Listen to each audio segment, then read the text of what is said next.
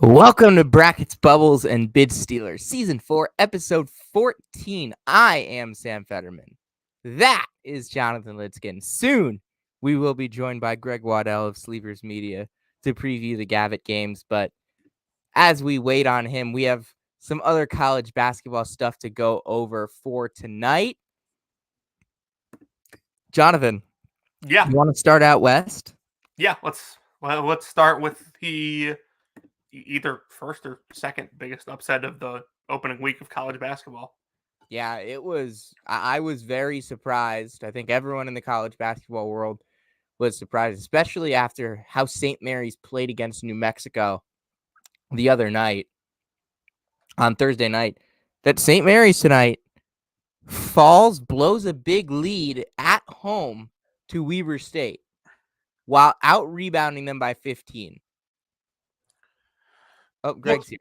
What was most surprising, I think, about Greg, that game. how you doing? Hi, guys. Sorry I'm late. No worries at all. We just got started. We're going to get started with a quick weekend recap. We're talking about St. Mary's right now. We'll get into Indiana in a moment. Love it. Thanks for having me on. Of course. So what I was saying, Sam, was what was most surprising about this game is just like the way St. Mary's lost. Like playing ahead and playing this low-scoring style, like that's their thing. And so the fact that Weber State was able to win the game the way they were was super impressive. Yeah, and Dylan Jones, I mean, this guy is one of the best players in the country. 6'6", 240, runs like a fullback. Runs like a running back in the paint, can finish, can hit threes, defends well, one of the best rebounders in the country at that size as well. He completely took over this game down the stretch. He scored like 7 in a row with like 3 minutes left to put Weber State ahead. And like Aiden Mahaney started this game super hot. He scored 2 points in the second half. Yeah. All right. Now let's move on to one of the more interesting results of the season so far. Army came into today with the 359th ranked offense in the country. They are pretty much a brand new team. They lost Connor Enright. They lost Colton Benson. They lost Jalen Rucker. They lost pretty much everyone from last year. And they go into Assembly Hall and not just compete with Indiana. They had Indiana on the ropes. Yeah, I guess I'll start here. Like, Sam, I think you and I both picked Indiana to finish 13th in the Big Ten this year. Yeah. Like, this roster was just not put together well at all. Yeah. And like Jim Root tweeted something after the first half. He said like something along the lines of like, this effort or energy from Indiana has like been really uninspiring so far. And I said like, when your biggest transfer portal addition and biggest offseason addition was a kid who had motor questions, like what do you really expect? Yeah, and overall, this is an Army team that put up 44 points on Stonehill the other night, 55 against Marist. I mean, Marist plays slow, but this should not be happening. Greg, do you have anything to add? Yes, I do. First of all, I'm amongst friends because I had no idea you guys picked Indiana 13th in the preseason. I'd like to applaud you for maybe being the only people on earth that were harsher on Indiana than me this offseason. So it's good to know that I'm at home here. I posted my power rankings before the season, and it's one of my best performing tweets ever because all the Indiana fans are in my mentions. It's taken a lot for me to restrain myself from going back there and quote tweeting a bunch of them, just reminding them to myself they are technically 2-0. Yeah, that is the hard part to square is like you look up and down the rest of the Big Ten right now or the Little 10 and you see a bunch of teams that have lost the games they've played horribly. Like Indiana at least can still hold that out. It's like maybe we'll get it together. They're not going to get it together though because couple very scary red flags more so than just like they're in close games right now with bad teams. Mackenzie Mbako can't play on this team. And I think we all were skeptical of what the front court looks like. I said I liked him way more at the 4 than as a 3. I didn't understand how you were going to try to work in Sparks and Walker in with this front court rotation. It's just 1,000 power forwards. And Woodson has already turned completely away from Mackenzie Mbako. He's proven that he's going to stick with Renault and Ware, at least until Mbako is better. But like, I don't know how that works for a dude who thinks he's in the NBA next year. I can't imagine he's enjoying this role right now. And he's definitely not playing the role well. Like, he's been a total non-factor through 2 games. So that's terrifying. Like, on paper, a lot of people thought he could be their best player. Right now, he's not even one of their top 5 players. And 2, biggest red flag for me, Kel'el Ware and Xavier Johnson have both been good, and this is happening. You know how horrifying that is? Like, I thought for sure if Indiana had these results to start a season, Kel'el Ware would have like an 0 for 5 from the floor game where he plays 12 minutes. No, he's been like, can't take him off the floor good. He was 9 for 11 from the floor tonight. Like, yes, the motor stuff is still kind of there, but the production is there. And this is still happening for Indiana. Xavier Johnson is making shots. He's like doing unselfish things on the basketball court. And this is still happening for Indiana because of the guys that are around them. That's a horrifying proposition because you know sooner rather than later, Ware and Johnson aren't going to keep this up and the wheels are going to completely fall off. Yeah, and I think Kel'el Ware has been great. But the other thing about that is it just feels like he's only scratching the surface. And that seems like it's all his fault too. He's not assertive enough when he gets that basketball. He needs to get the ball, go into the paint. I saw him settle for a couple mid-range shots or just kind of pass out of an opportunity to back down and get in the post. He was scoring on lobs. He was rebounding fine, but 11 shots, the way that the rest of this offense was playing, he needs to take more than that. He needs to be the center of attention for this offense. They can't rely on other guys here. And I will say, I think Gabe Cupps has been phenomenal. Their most important player down the stretch in each of these 2 games because Mbako has been completely unplayable. Yeah, the one thing I'd add to that is, like, I was out getting dinner when this game was in the first half, and I saw the halftime score, and just out of curiosity, because I know these military academies can only recruit like players that like are able to go to the military based on like their size and stuff like that. So I was like, I just looked at like the size of the Army players they had on the floor. Their power forward in their starting lineup was listed at 6'4" on CBS. Yeah, it's very, very small. Ryan Curry was awesome today, and he should have given Army the lead with about 3 minutes left, but his foot was just out of bounds.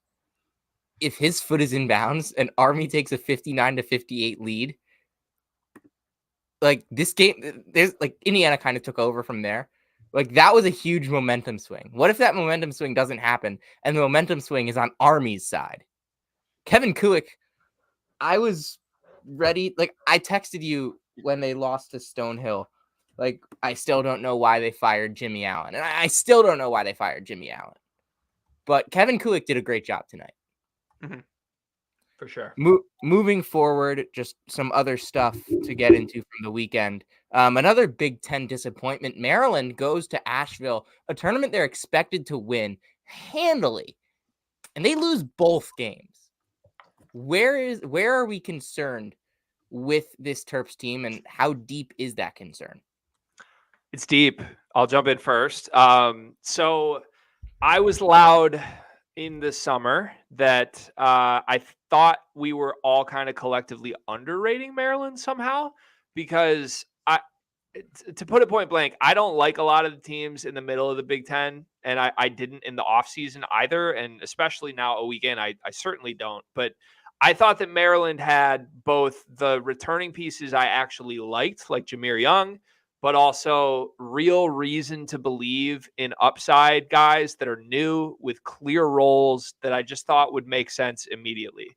Deshaun Harris-Smith has no right hand whatsoever. I was unaware of this until I watched these 2 games. He is still finding a way to be semi-productive. He had 0 points in the first half tonight with foul trouble, still ended with, I think, 13.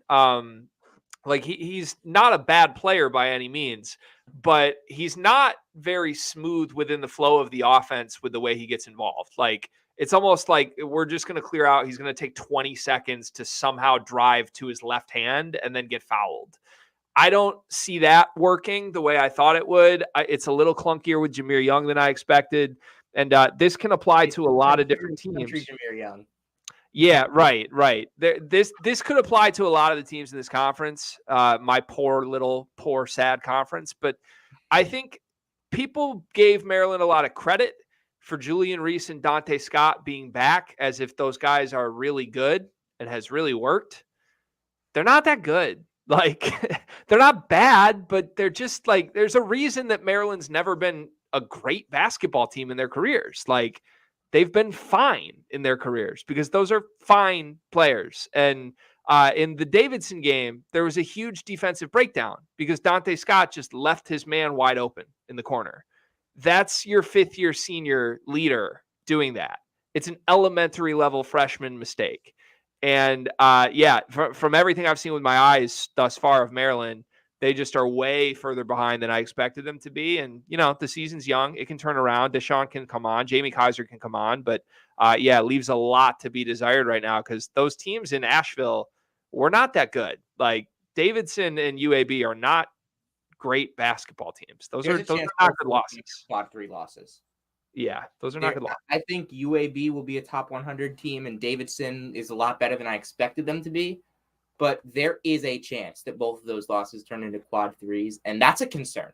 Maryland also today went to a lineup of Jahari Long, Harris Smith, Jordan Geronimo, Bachelor, and Callum Swanton Rogers.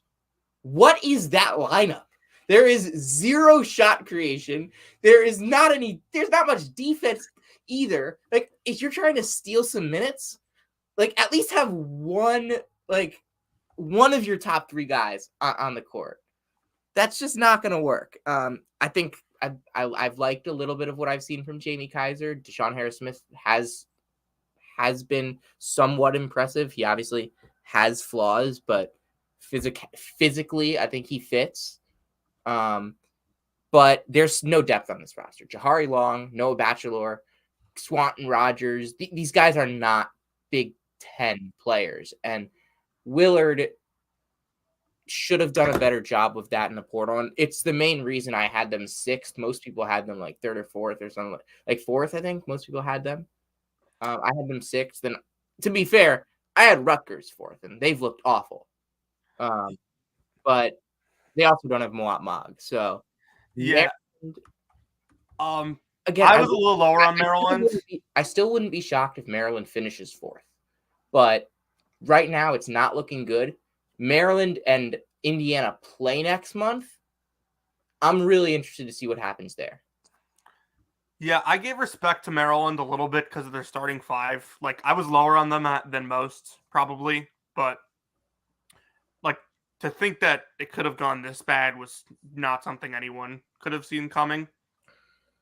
Their starting 5, I still think is good enough to, like, compete and win games. And, like, it wouldn't shock me if they get better as the season goes along, just because Deshaun Harris-Smith and Kaiser get more comfortable within the system and take those next steps. But like these guys that, like, the lineup that you just mentioned, Sam, like, these guys could have spawned on their roster today, and I would have never known. Like, they had no depth in the because I called you. And we knew that in June. Callum Swanton Rogers guy, and you're like, I have no idea. Yeah, dude, I'm like, who is this character? Yeah. Anything else on Maryland? No. It's Kevin Willard. That's my last note on Maryland. Have we not seen enough of this guy? Like, you know what his team's going to be. They're going to be an 8 seed. They're going to be fine. That's it. Yeah. One NCAA tournament win in 10 years at Seton Hall. And he needed one of the best players in the country to do it. Mm-hmm. And he has one of the best players in the country this year. Jameer Young should be one of the best players in the country. But there's room to grow for Maryland. I think they'll be better than this. I was very impressed with Davidson. This is a lineup that I was very high on last year. I had them in my top 60 last year, preseason. They had Lawyer. They don't have Lawyer anymore. Mm-hmm. Skogman, Kachera, Huffman, Reed Bailey. And they bring in Angelo Brizzi from Villanova. Bobby Durkin is the freshman that's looked good. Very impressed. Matt McKillop. He's a McKillop. They run great offense. they should have won today against Clemson. I was disappointed by how they failed to respond after they punched and got punched back.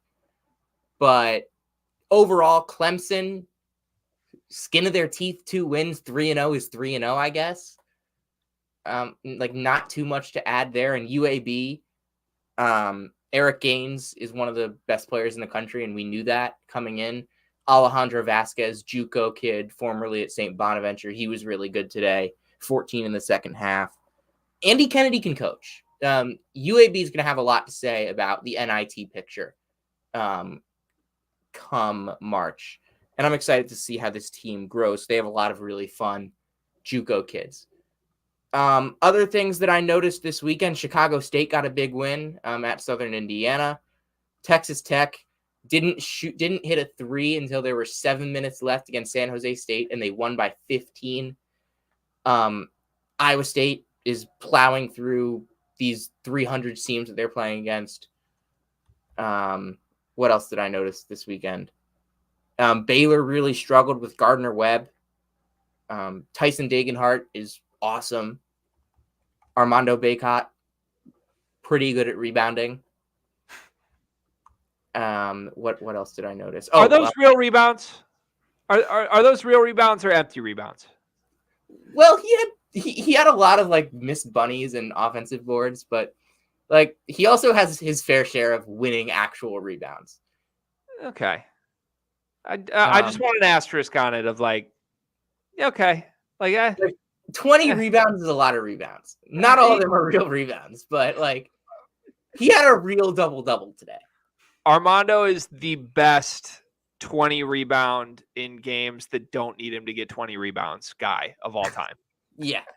It's a good call. Yesterday, some things that I noticed, UConn with Samson Johnson is unreal. Tristan Newton's awesome. This is a top 5 team in the country, no doubt in my mind. Cornell on the road, tough environment at Fordham, picks up the win. They were up 27 in that game, almost blew it. Corey Washington is hitting 3s now for St. Peter's. That's scary. Frank Mitchell looked awesome in that second half for Canisius against St. Bonaventure. Tristan Enaruna with a big game for Cleveland State.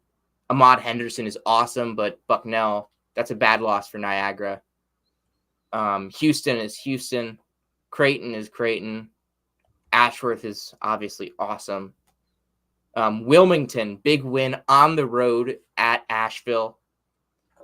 Kerry Booth looked good for Notre Dame, but they have a lot of work to do. They lost to Western Carolina.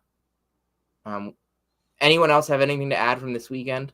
Yeah, real quick. As the Valley guy here, Bradley, outside of James Madison, Bradley had the best week of any mid-major in the country.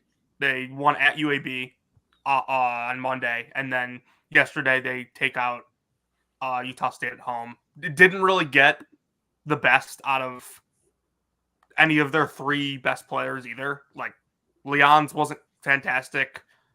Hannah played well late in the game and in overtime, but not super well in the first half. And then Duke Dean looked really overmatched. Hickman gave him 21 and 8 rebounds, 4 assists. So not getting a lot from those 3 and still managing to beat a Utah State team that'll be really competitive in the Mountain West is a good win. All right, let's get into the meat of the show. It's time for one of the great in-season, early season events, pre-feast week. You get the Gavitt games, really competitive basketball between 2 power conferences. There's not a lot of power conference on power conference action at that are true home games. You get a lot of that in the Gavitt games. And let's start off with the one tomorrow night at Madison Square Garden. We'll definitely have people on here tomorrow night to go over and recap, whether that's Henry Eisenberg or whoever comes on to talk about that with us. But Greg, your Michigan Wolverines at St. John's at the Garden. Michigan's looked really good this year. They have. It's interesting because I do so much of like the day-to-day gambling stuff right now, and it's sometimes hard to separate like that element of how I consume college basketball with just the more pure side of like, I just love this sport and I love to watch it without betting it a lot of times. And I don't know. There's this weird element of like, it's just gotten to a point where they're so interconnected, it almost frustrates me. And I say that because early in this season, Michigan has been like the pinnacle premier play I've given out as a bet both games thus far, because from everything I have seen and everything I have heard from people within the walls of this program and outside of it that have seen this program when other people haven't, this team's way better than anybody realizes. Like I knew it before the first game, and then I saw the first game and it backed it up, and then I saw the second game and it backed it up even more. And they're still being valued in the market as if they're the team that was picked 11th in the Big Ten, half the time 12th in the Big Ten behind Nebraska. Like that was a real thing that happened this offseason. Is real people that cover this conference said this was the 12th best team in the Big Ten, as if they didn't know what Olivier Comwa just did in the NCAA tournament. Like it's baffling to me. And I get the questions. I understand why there were concerns, but Doug McDaniel's very good right now. Olivier Comwa was very good right now. They're old. Namari Burnett has been a part of 2 elite defenses in his career, and now he has a real role, and it's a connecting, smart little role that doesn't ask too much of him. Terrace Reed looks great. Like this team's top 4 are really, really good. Like caliber-wise, stack that up with good teams' top 4s. Those 4 guys map up with like the 15th-ish best team in the country right now, in my opinion. And I get that this isn't a neutral site game by any means, but I think Michigan's far ahead of St. John's. I think there's an element of Michigan's team right now that actually is a group of guys who have played together that have some of the Michigan culture to them, even though it wasn't great last year. But like Doug McDaniel and Terrace Reed are the core of this team. Comwa and Namari Burnett get to fit in and add what they do and help. St. John's is just a collection of guys, and they're good players. They're talented players. Don't get me wrong. But if you watch what they did in their scrimmages and their exhibitions before the season started, it was really, really underwhelming from St. John's. Give them credit in game 1 when the lights were on. They got a win. It was a sizable win. But I think there's a big step up in competition here, and I think it's going to show that Michigan has a little bit more of an identity as a basketball team right now than I think Jordan Dingle and Chris Ledlum and Soriano have. So we'll see. We'll see if I'm wrong. I know there's going to be a moment soon where Doug McDaniel just shoots like 2 for 17 from the floor and it all comes crashing down. I don't think in Madison Square Garden is going to be the moment that we see that. I would bet more on Doug McDaniel having a special welcome to my world moment in the Garden than I would the opposite. Yeah, and St. John's against Stony Brook, and Stony Brook was really good in both of their scrimmages. They blew out MAC teams, and they have some active defenders, but St. John's shouldn't be turning it over 15 times against them. St. John's shot really well, but they turned it over 15 times. And against Michigan, Stony Brook's really athletic for the level that they're at. Even they're probably a middle of the pack to bottom CAA team, but they're pretty athletic. Mido and Snotty, Stevenson Moore, those are some good athletes. But you look at what Michigan brings to the table, they're pretty athletic too. They have length. Obviously McDaniel's not long, but the rest of that team is pretty long, athletic, strong. A lot of strong athletes in that front court too. Terrace Reed's strong, Comwa is strong. I think it could be tough for Ledlum and Soriano on the boards compared to what it was against Stony Brook. And Michigan has been hitting so many shots to start the season. McDaniel's been great. Will Cheddar's been great off the bench. What was he, 8 for 8? Crazy. What was the stat you texted me, Jonathan? Michigan's power forwards had... Michigan's power forwards on Friday didn't miss a shot. They were 15 for 15 combined, I think. Yeah. Insane. And I do think Danis Jenkins and Jordan Dingle, Danis Jenkins in general, probably like he's got 5 or so inches on Doug McDaniel, and those are both excellent ball players. That's going to be the matchup that I'm watching in this game. Danis Jenkins and Doug McDaniel. Danis's first game at the Garden. Really excited to see what he can do. Watched him all of last year at Iona. Think he's going to be awesome for St. John's. And Doug McDaniel has looked like an all Big Ten caliber point guard so far this season. This is going to be a really good game. And kind of before the season started, I was pretty low on Michigan. I mean, I had them 11th. And now, if you ask me right now, they're probably like 3rd or 4th. Who'd you have 10th? Did you have, was it Nebraska, Penn State, Minnesota Iowa. below? It was Iowa. I had Penn State 9th. Good. I like whoa. I like Penn State. Wow, why? I mean, I like Mike Rhodes. I like Ace Baldwin. I think Clary's really good.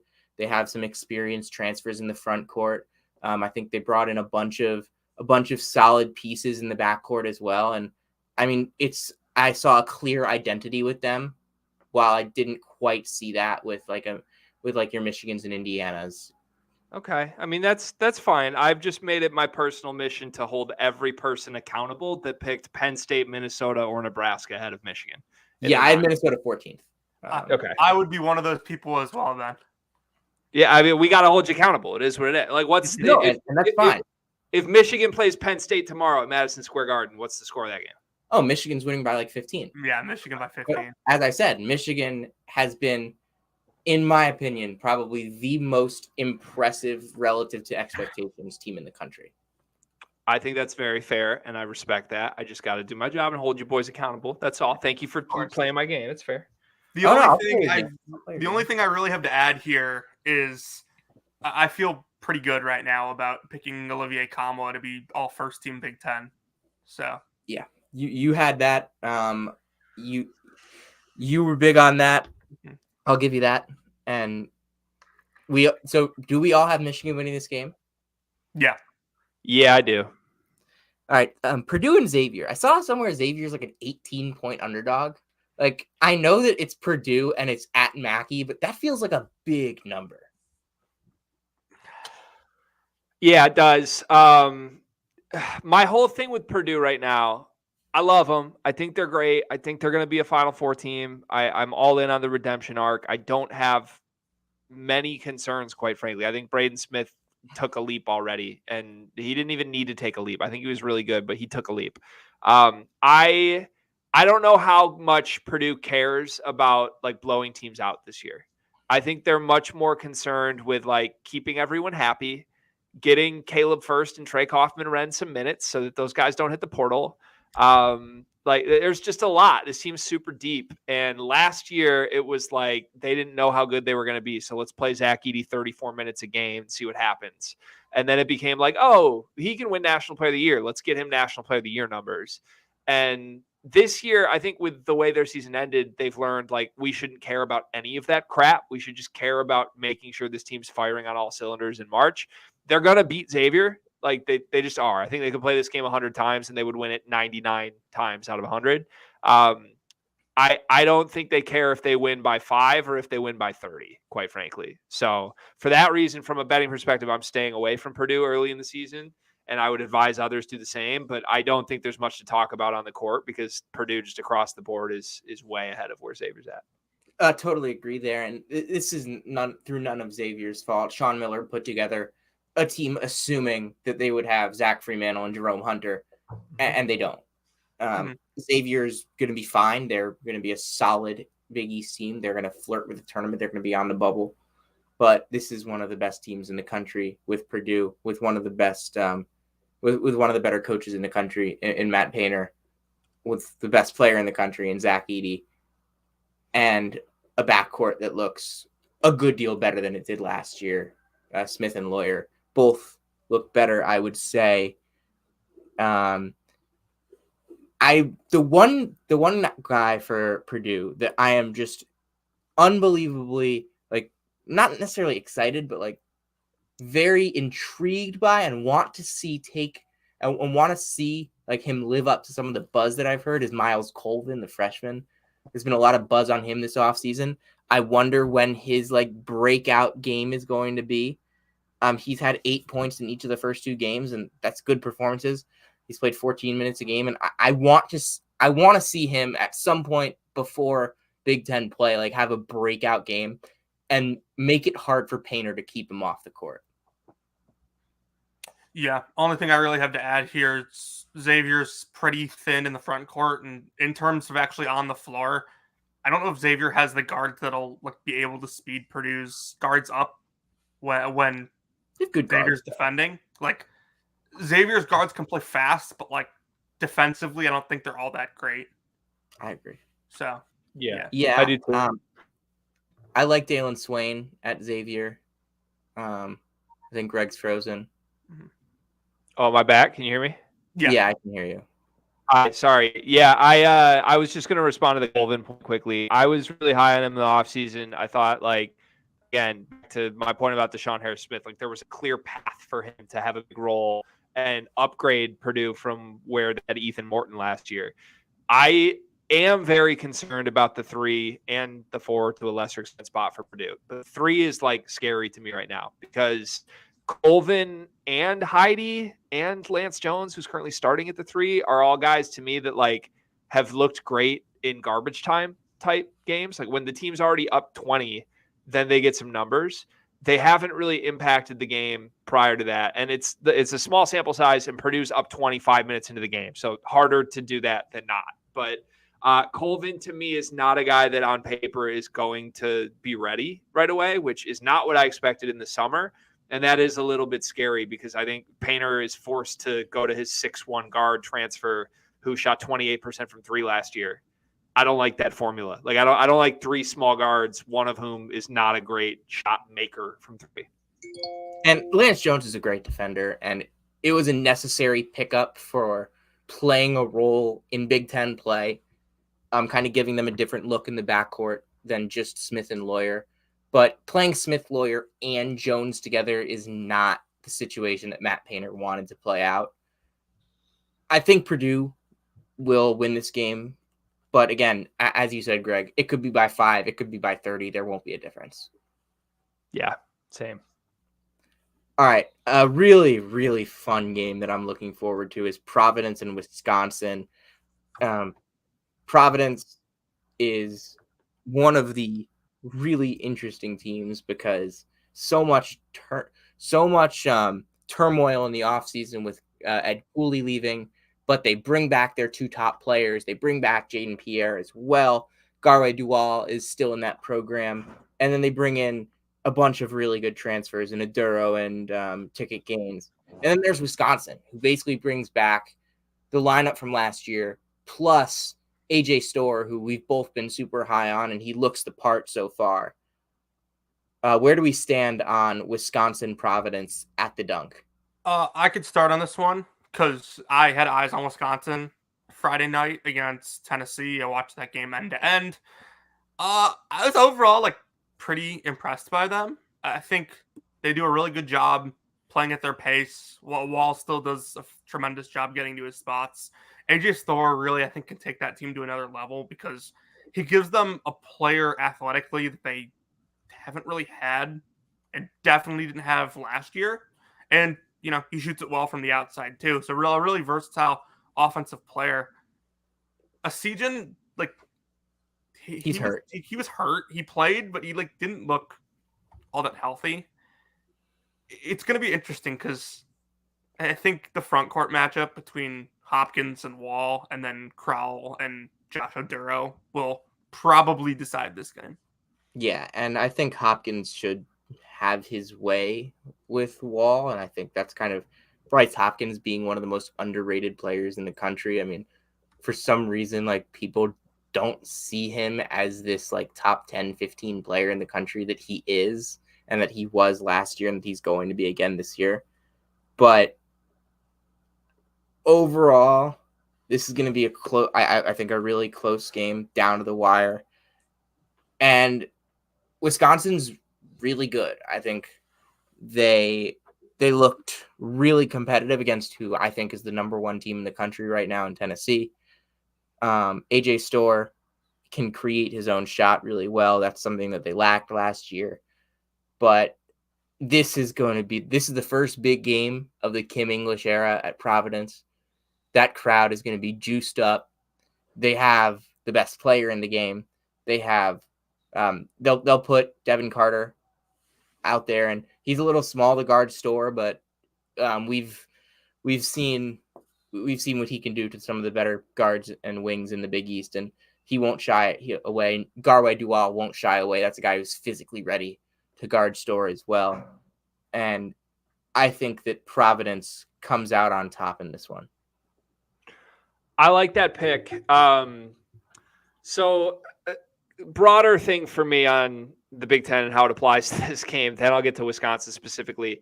I was looking at the matchups of this, and I think it's really easy to go game by game and like talk yourself into the Big Ten should win this event.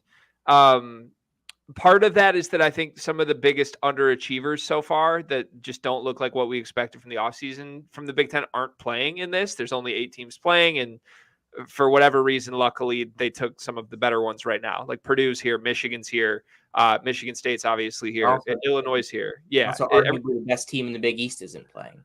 Right. Like it just, if you were hand selecting this to try to give the Big Ten an advantage, there you go. Everything's good on paper. With that said, I don't think it's going to be that easy. Like I think on paper, it's easy to be like Big Ten 6-2. And there's going to be some games the Big Ten loses because the Big Ten is very underwhelming right now. That includes pretty much everybody except Purdue, even my Michigan Wolverines who have looked great. Like I'm expecting a crash down to earth moment at some point here. And Wisconsin has looked good. I was impressed with elements of their game against Tennessee. Also, that was a home game at the Kohl Center that truly to me never felt like it was in question. I know it was tied at various moments in the game. Tennessee didn't trail. They didn't trail. And even when like Wisconsin would like cut it to 6 and then the ball would find Tyler Wall and he would go to the free throw line and miss a front end. Like it dawned on me in the middle of that game that even though AJ Storr is here, the ways that Wisconsin wants to win the game and like their deficiencies that were so loud last year when they missed the tournament still exist. And I think it's great that Storr is shooting 20 times in a game right now. That obviously bodes well that there's a new element to this team. Until we see him and Essegian on the floor together, it's basically AJ Storr just took Connor Essegian's spot. And that's not a significantly better team. That's like Connor Essegian was already pretty good. So like to me, you wanted a breakout from Essegian and AJ Storr to get a lot better. And right now that's just not happening because of Essegian's health concerns. So I do think this is a game where like maybe Wisconsin has a little bit of a stinker, maybe just a crash back down to earth moment that we've already seen from teams like Maryland in this conference and Indiana to an extent. Tough place to play, as you said. They don't have the best player on the floor. That's Bryce Hopkins. So I'll ride with the Friars on this one to get a big win.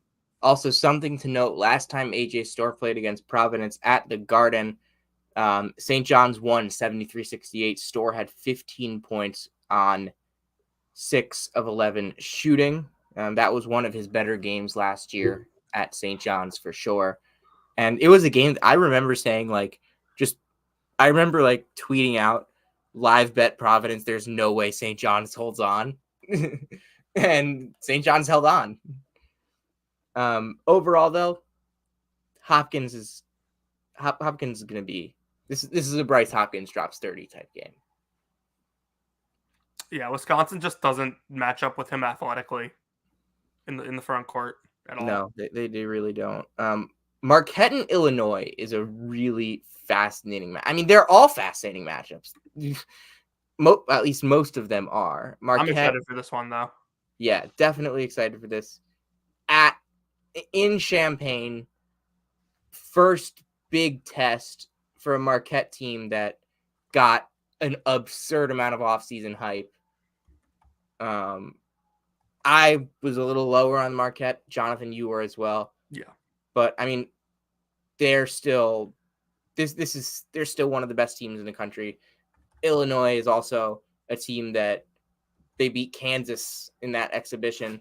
They looked a little shaky against Oakland, but this matchup is going to be exciting. Yeah, 100%. Go ahead, Greg. Go ahead. Okay. Yeah. So this is the game of the event for sure. Also one that, back to my point on like, I think the Big Ten might drop one you don't see coming. This is the critical one for the Big Ten to have a chance to win this one. Illinois is, in my opinion, the second best team in this conference right now.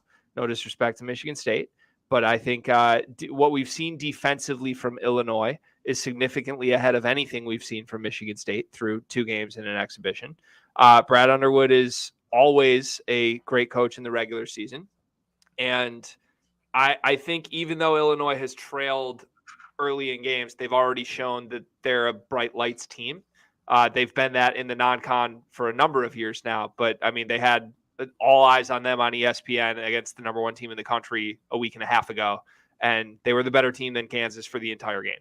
So I like Illinois here. I think we're going to get Illinois' A game.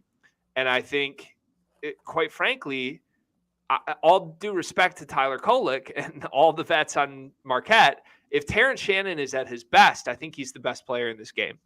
He needs to be at his best. But I think there's no reason to expect anything different. I don't think Marquette has a great matchup for him. Like, they've kind of got the small guards, kind of small front court as well. Like, when you hear the rumblings that Michigan manhandled their front court in a secret scrimmage, like, I do think there's a world where Illinois can kind of get what they want at the rim in this game. And the latest is that Tyler Kolek is banged up, right? So we may not get Kolek at 100%. And if Kolek's not at 100%, we saw how that went in the NCAA tournament when he came up against Michigan State's backcourt. So I like Illinois to get a critical one here.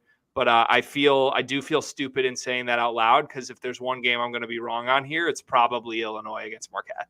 Yeah, and I see your point with Marquette having no matchup for Shannon. I mean, what do? Do they toss David Joplin on him? Do they toss Cam Jones, who's giving 25 pounds? Chase Ross is giving 20 pounds. And Terrence Shannon is not shy about using his strength. That's probably his best asset as a driver, just his pure strength as a guard and at that size. And if Kolek's banged up and tough road environment against a team that has been really impressive so far in 2 of the 3 games that they've played on television, I mean, it's not hard to go out there and pick Illinois. And I don't really have a response that makes me say I'm going to pick Marquette, aside from Illinois' 3-point shooting is not very good. I know they brought in a couple guys trying to change that, but it's still not great. And I don't really think it's a great matchup for Marquette. I kind of think Illinois has the advantage there. And for that reason, I'm going to go with Illinois. I just think they have so much size and athleticism that Marquette just, especially without Omax, they don't have that level of athleticism.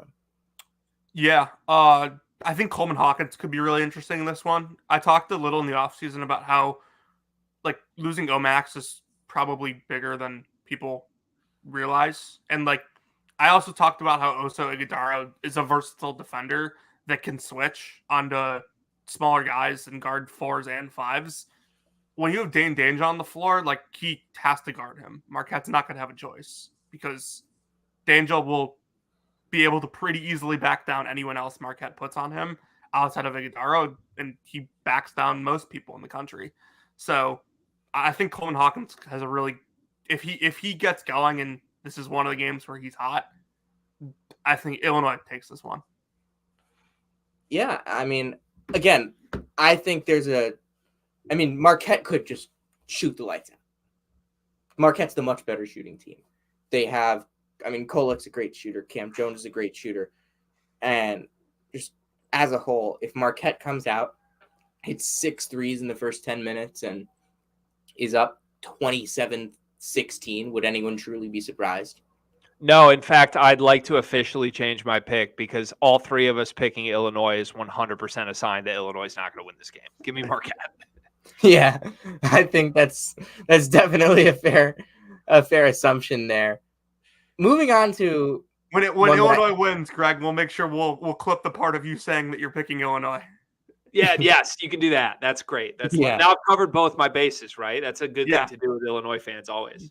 Yeah, I remember I saw that that tweet that you posted when they played Kansas. It was like Sleepers Media already hating on Illinois, and then the other tweet was like, "Why are you so biased? Why are you so biased for Illinois or Big Ten shill?"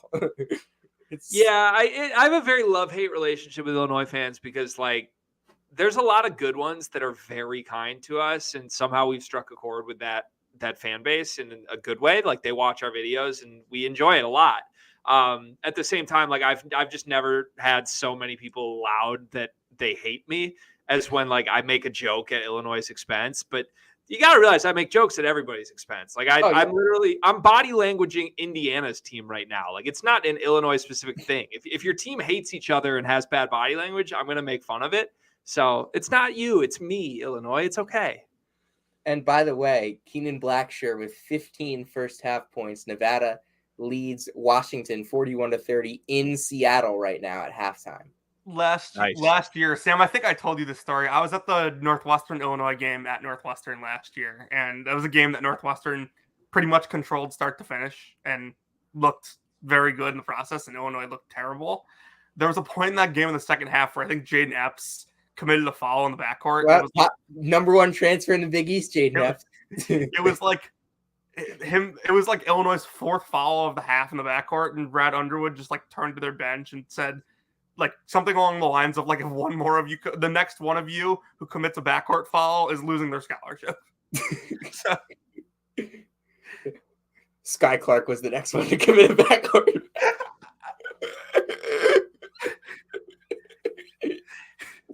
No comment. You teed that one up for me. You teed that one up. Yeah. By the way, he could lose his scholarship again at Louisville. That team sucks. Hey, no Sky Clark disrespect. That's my guy. I want to come on record. Big fan of Sky. It's not Sky's fault. It's never been Sky's fault. I'm not saying it's his fault, but maybe sometimes it's been Sky's fault. Just sometimes, not always. Not right now. It's not all his fault, but yeah. If he's the best player, then that's probably not a good thing. Yeah, I mean, he left the program mid-season that like clearly had body language and like maybe culture issues, and joining a team that is going to be below 300 in KenPom isn't exactly the place I would go to fix that reputation. So let me ask you this though: Did Illinois' body language issues get better when Sky Clark left? No, not at all. Again, he was not the only problem, but he was also definitely not the solution. It's that Michael Jordan meme, right? It's that. Yeah. All right, Creighton and Iowa. We're probably going to agree on this, and also there's like there's gonna be a lot of threes hitting this game. A lot of threes hitting this game. Most of them by Creighton, because Creighton is one of the best teams in the country, and Stephen Ashworth is so good. Trey Alexander's a lottery pick. Baylor Shireman is a matchup problem for a lot of guys, and he's also a matchup problem defensively for himself.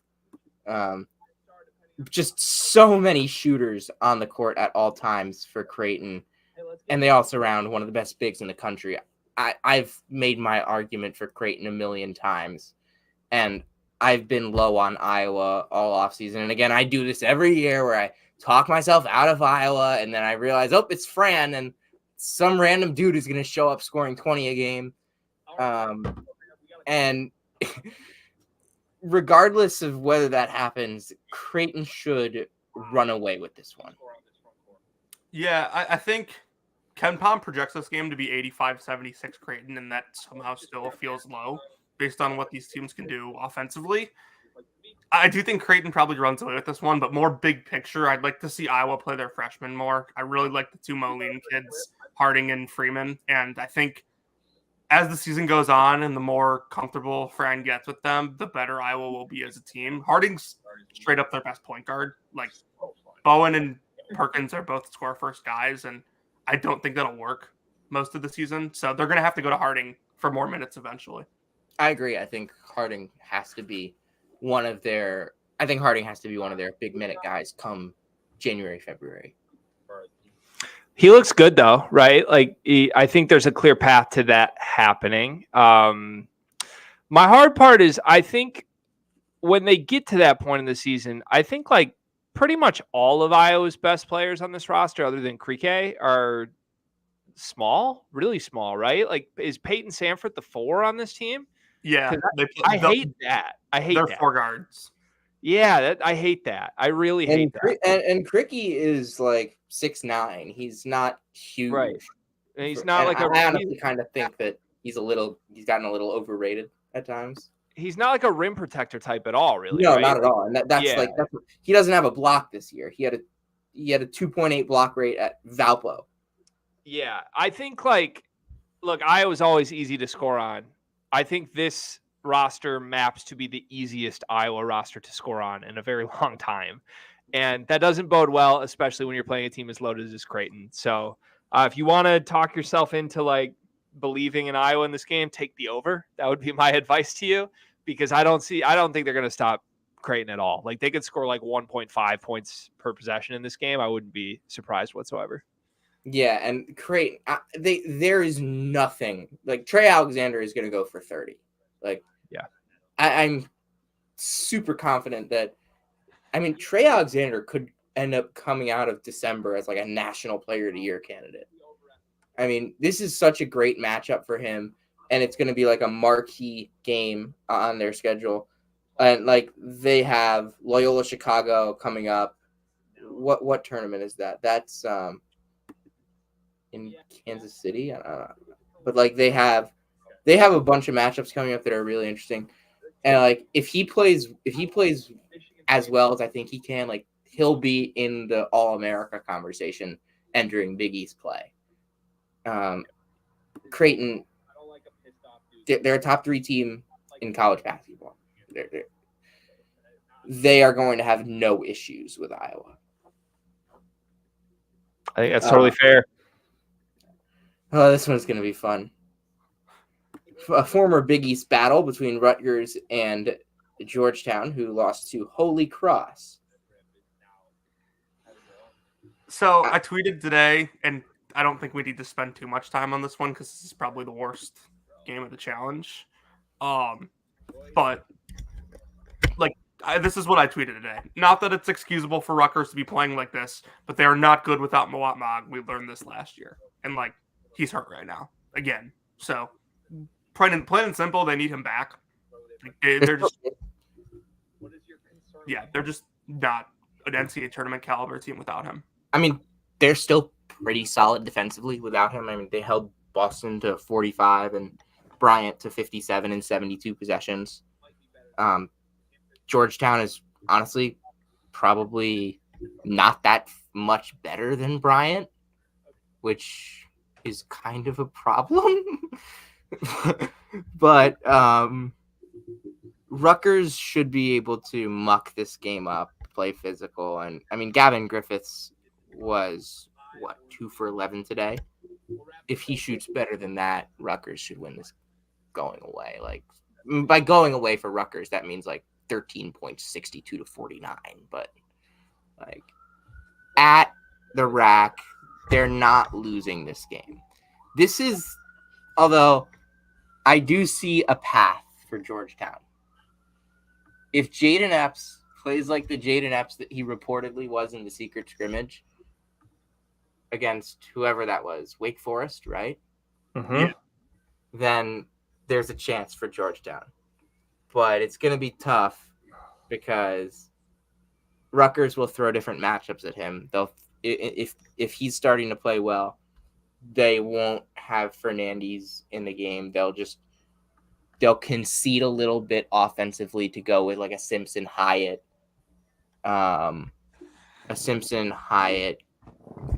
Griffiths, Amori, and like Woolfolk or something lineup just to get some length in there defensively. They'd be totally willing to do that just to stop Jaden Epps because they know that there's really nothing else that Georgetown can bring to the table. What does Rutgers bring to the table right now, though? Identity. Okay, I can buy that in theory. I can't buy it based on anything we've seen them actually do.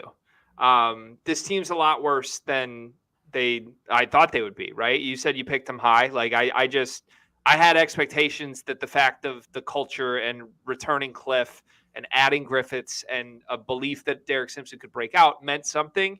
I honestly talked myself into, hey, they lost Spencer and Mulcahy. Maybe that's a And blessing McConnell. in disguise. And McConnell, right. But like, you knew losing McConnell was going to hurt because I liked what he brought them no matter what.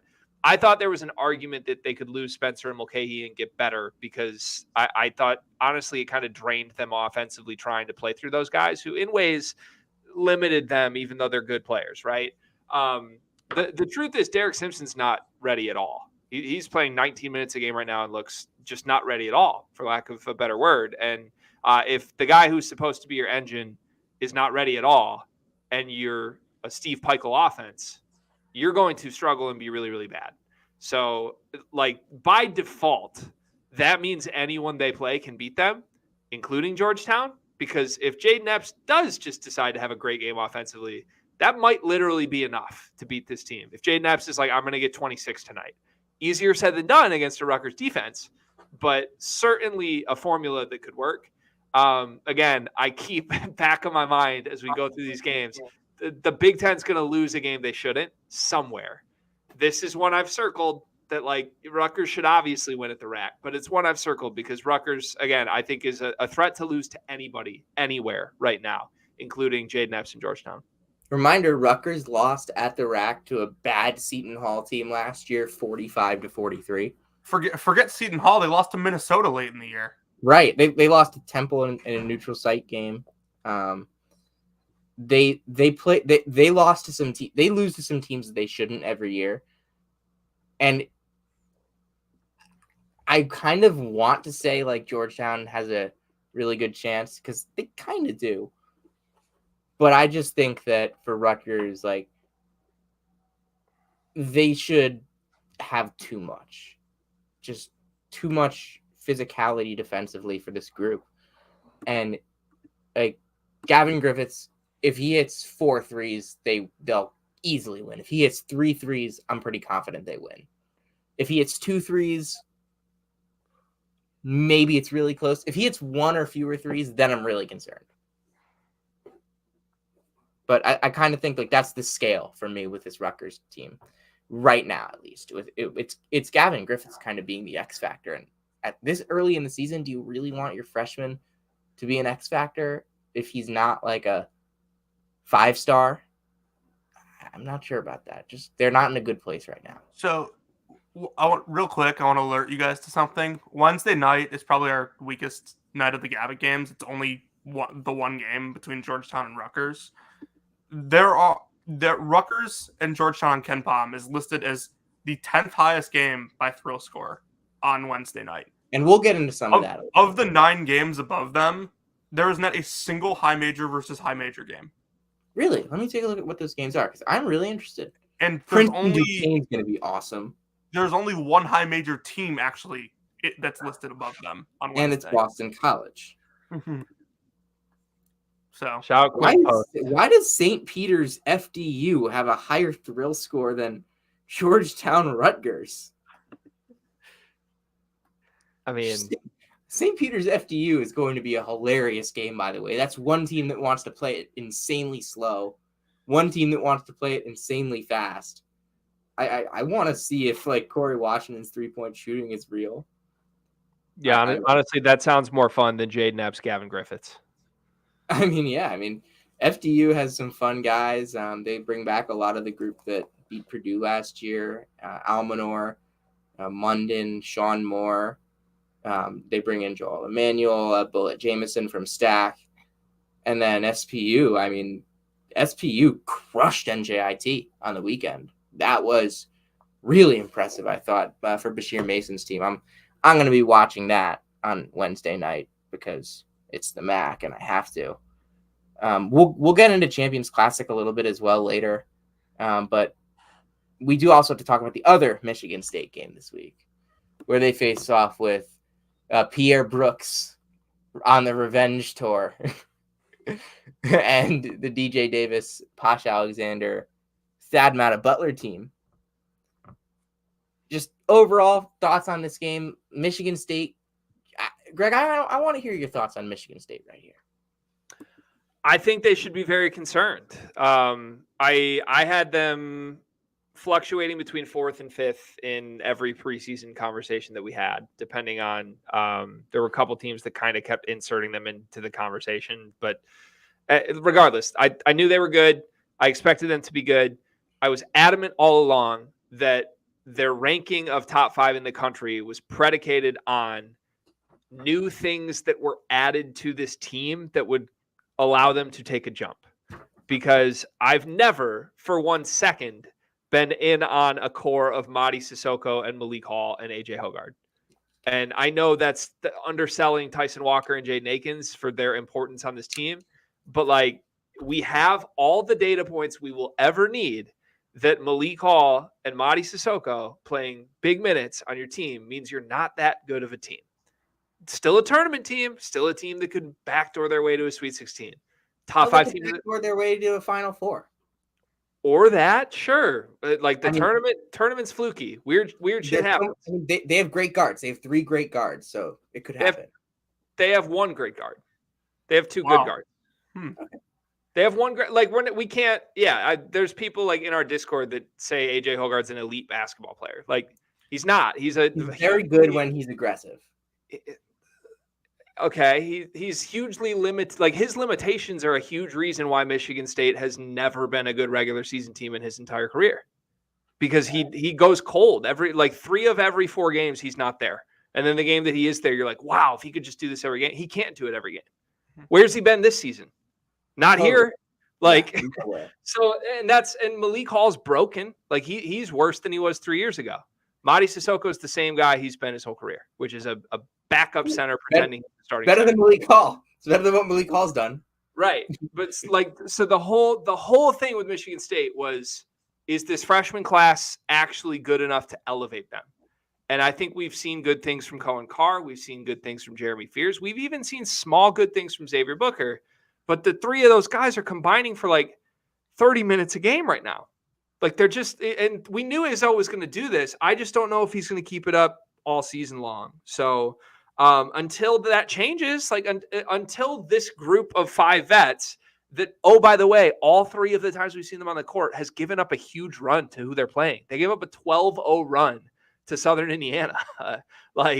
That's so bad. I can't even express how bad that is. That team was horrible. And they were down 12-0. Yeah, Southern Indiana today got blown out by Chicago State. Horrendous. And again, 12-0 run against Michigan State's starting lineup. It was there against Tennessee. They were down 15-1. I forget who they even played in the first game of the season, but it happened over and over. Madison. Yeah. Oh, well, Jesus, I should remember that. James Madison was very, very good. Madison's going to be ranked in the Goodman top 15 tomorrow. Hey, good basketball team. I have no qualms with James Madison at all. Very good basketball team. No, they're very good. But yeah. I figured this was going to turn into kind of a big picture discussion about Michigan State, because even at Michigan State's floor, they're better than what this Butler team is going to be. My thing about Michigan State in the offseason was, and we did this song and dance with Indiana 2 off seasons ago. My thing with Michigan State was, if you weren't really high on their freshman class, which I was not, how much better does this group of veterans, how much better is this group going to get? That was my thing. And in the exhibition, the second I saw Xavier Booker coming into the game after Carson Cooper, you knew they could be in trouble a little bit, because if he wasn't going to make a huge impact, how much of a leap are those guys taking? And of course, Kohler's hurt right now as well. Cohen Carr's been good. Obviously one of the most gifted athletes we've seen in college basketball. Angry athlete is what I call him. And so, but how much does he do outside of what athleticism? Jumping really high. what athleticism gives you? Yeah. So, yeah. And he'll get offensive rebounds. He'll catch lobs. You can run sets for him. But he'll run in transition. But as a 1-for-1 replacement for Joey Hauser, really not close. Yeah. And then Jeremy Fears, I like a lot, but you're not going to play him over Walker or Hoggard. So where does he kind of make the impact for this team? Yeah, and look, you're losing 14 points a game on unbelievable efficiency from Joey Hauser. This is a guy he would take like 10 shots a game and he would hit like 4 threes. I think Michigan State on their day and with how good Izzo is as a coach, they can beat pretty much anyone on their day. But there's going to be days like Monday against James Madison where there's one guy that shows up. Now, I think as the season goes on, there will be fewer days where one guy shows up. But Greg, you really pushed that panic button really hard. I'm not quite ready to like go crazy hard on it, but I definitely was celebrating a little bit when James Madison beat them. I definitely thought that it exposed a lot of the Michigan State things that didn't get better because they're good. They're going to be a great team this year. They're going to be a top 20 team in the country, probably, but they're not markedly better than they were last year.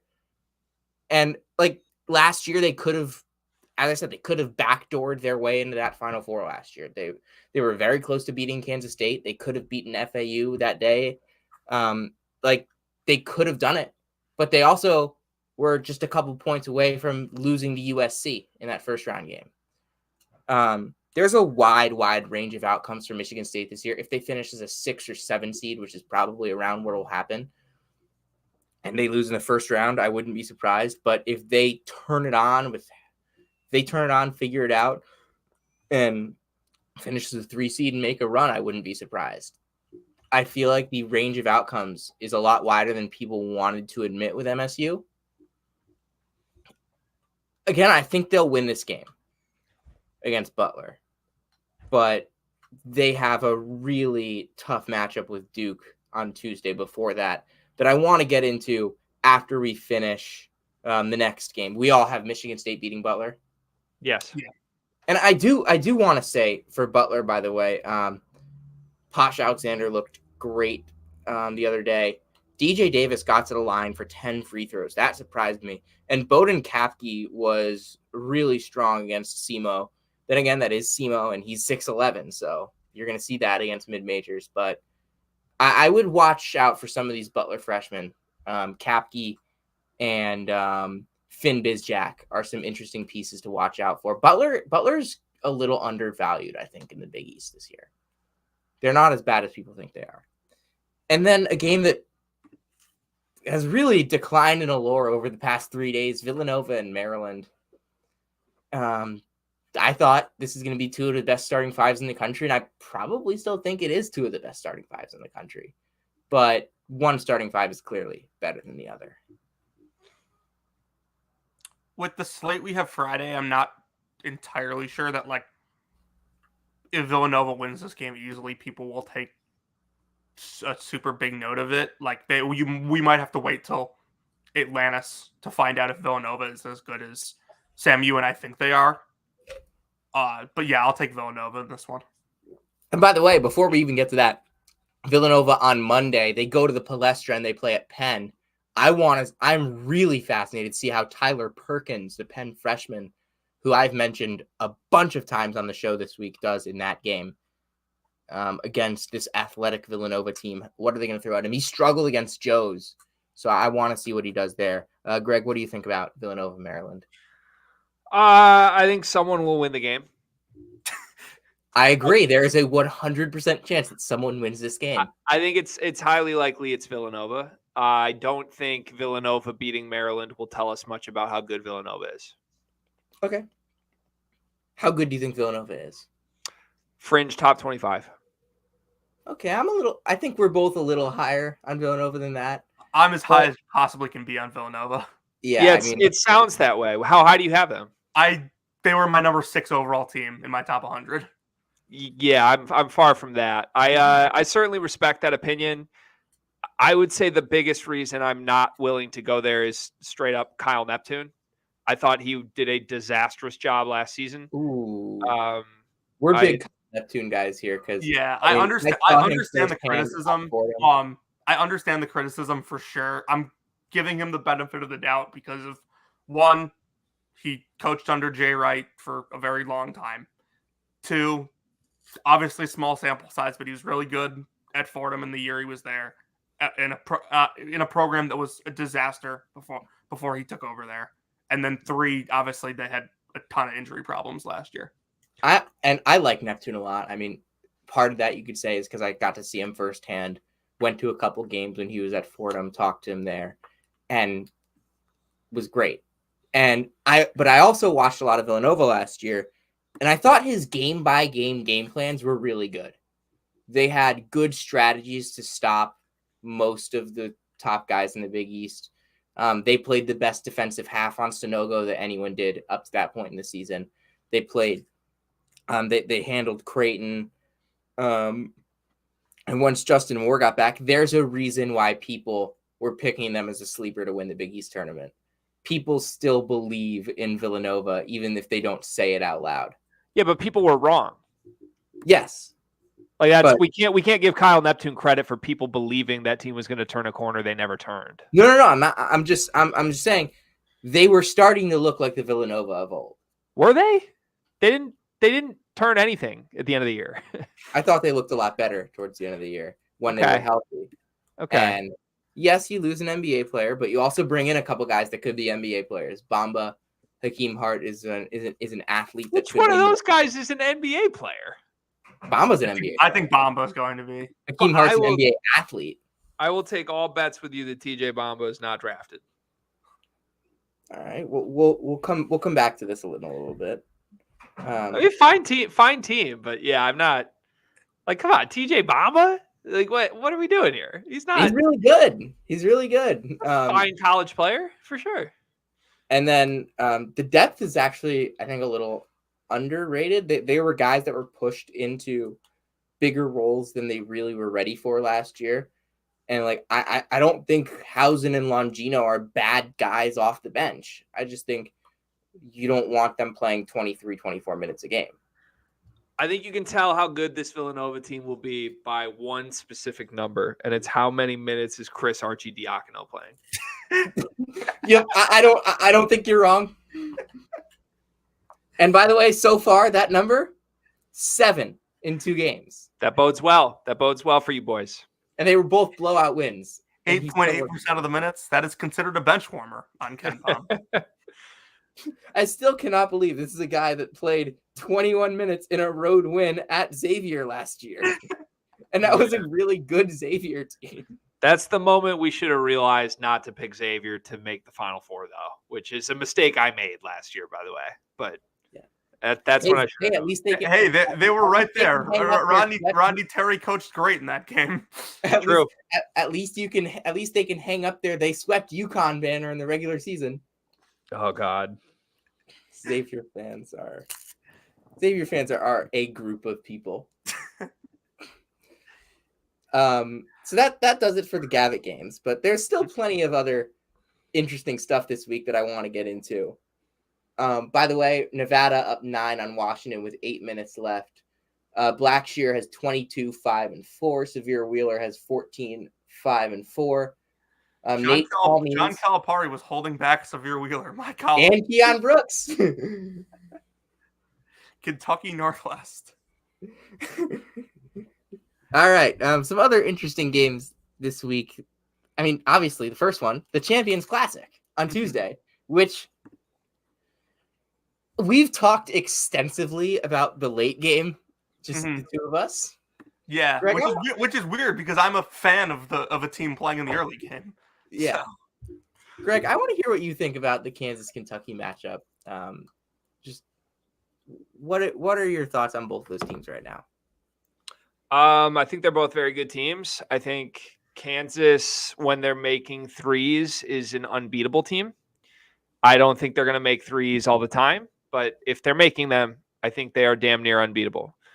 Kentucky, I think I'm willing to go out on a limb for Kentucky and say I believe in this team more than public consensus. I don't know if that means now versus later in the season as much. Like I would expect Kansas wins this game because they're more of a finished product than Kentucky is. But I think this is the type of Kentucky team that Cal has had success with. Namely, I think the best players on this team are his freshmen. And I think they're ready to be the best players on this team. And he has different options. Not going to be the same guy every single night, but I like DJ Wagner. I like Justin Edwards. I even like Dillingham. If they can get him in a consistent spot, that's the biggest thing. Like, can he do it every night and not one every 4 nights? But I like them on paper. I think Kentucky could win this game if Kansas is missing threes, and I do think Kansas is going to miss a lot of threes. Like, throughout the season, I think there will be games that Kansas just makes like 2 threes as a team and lets a much worse team than them hang around. This could certainly be one of those games. I'm going to be at the Champions Classic. I'm very excited about it, but I'll pick Kansas under the presumption that they make 6 or more threes in this game. Okay, and for me, I mean, look, Kentucky doesn't have Zvonimir Ivicic yet. Kentucky doesn't have. Do we have a counter? We have a counter? We have a counter for multiple players. We have 3 counters. We have 3 counters, and one of them is also playing in this game, and we might get into him in a minute. They don't have him. They don't have Ugonna Kingsley. They don't have Aaron Bradshaw. They have absolutely no answer for the best player on Kansas and one of the best players in the country. This game, like, it could be over in the first half. Like, I'm not even that high on Kansas. I have Kansas as like the 5th best team in the country, and I think that they're going to wallop Kentucky. Yeah, you hit on the main point that I wanted to touch on. The other thing that I think bodes well for Kansas in this game is, like, Kentucky's freshmen are obviously, like, still kind of learning how to play together and still figuring out what their team is going to be in February and March. And with that comes, like, all right, who's going to be their best players? Who's going to be the player that they need to go to down the stretch in games to get them buckets? And, like, Kansas could really just, like, stick Kevin McCullough on DJ Wagner and say, okay, we'll take away that one guy. I mean, it's Reeves. That's the guy they got to go to. Yeah, I mean, I would agree, but Wagner hasn't shot the ball fantastic in the first couple games. You know who has shot the ball really well? Mr. Furphy. Yes, he has. Our second You triggered counter. the other counter that we had. 13. That's disrespectful to Big Z, by the way. We're going to need to get Zvonimir Ivicic closer to the other guy who shall not be named. Zvonimir Ivicic should definitely get more mentions on this program because Zvonimir Ivicic is a really, really good player. Let's go. Get the counter. All right, we're up to 9. By the way, we now have Caleb Grill really lagging behind here at 5. Oh, God. One of these is not like the other, by the way. Come on. It's a bit that we have on this show that we've kind of been going after for a while. But yeah, there's some fun players in this game.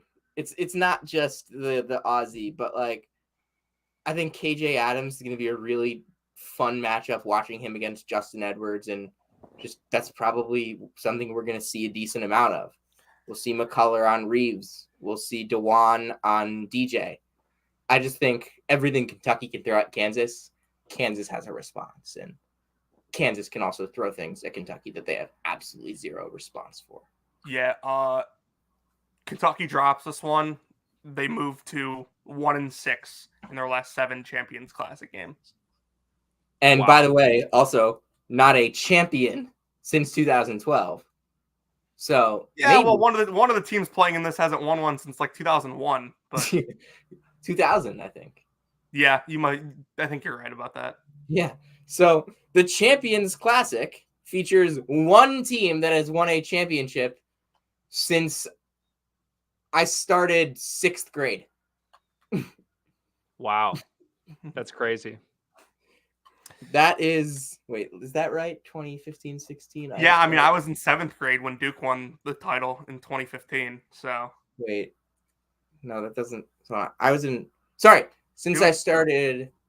you were younger than 6th grade. 5th grade was the year that was 2016 for me, I think, because 14, 15 was 4th. Yeah. All right. It's been a while. Yeah. The other Champions Classic game features the Duke Blue Devils and the Michigan State Spartans. I teased that we would get into that. Greg, you're going to be there. Just what do you see from Duke? We already discussed. Wearing a Duke shirt. I'm wearing a Duke shirt. That was not intentional. I just like the shirt.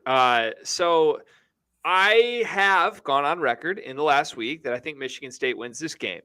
What I did not realize was that Duke would be off a loss to Arizona heading into this game.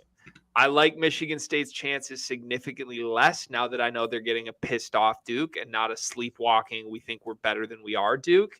I think both teams are going to come ready to play in this game, which means that Duke should win this game 9 times out of 10 because Duke is a significantly better basketball team than Michigan State right now.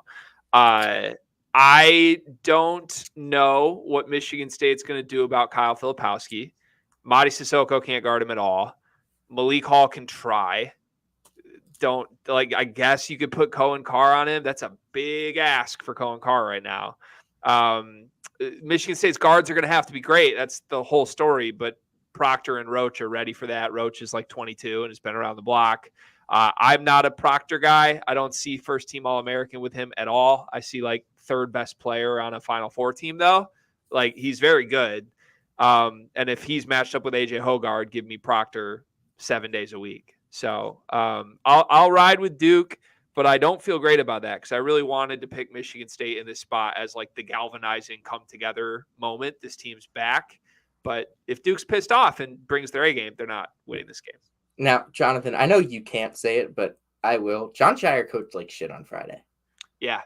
Tommy Lloyd ran circles around him, and Tommy Lloyd is a guy that we really like, but we have that one matzo ball with him.